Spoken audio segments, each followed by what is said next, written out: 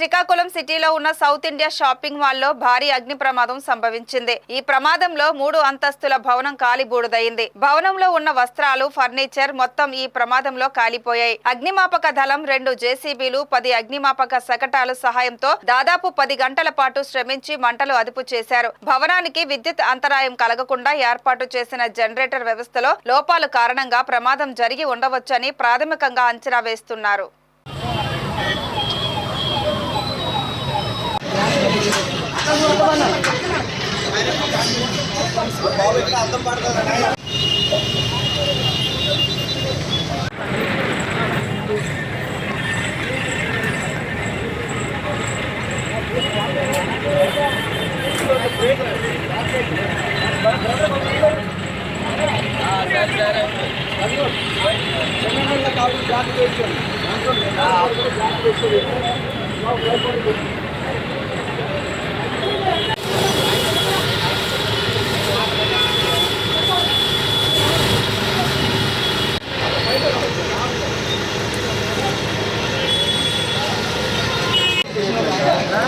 hello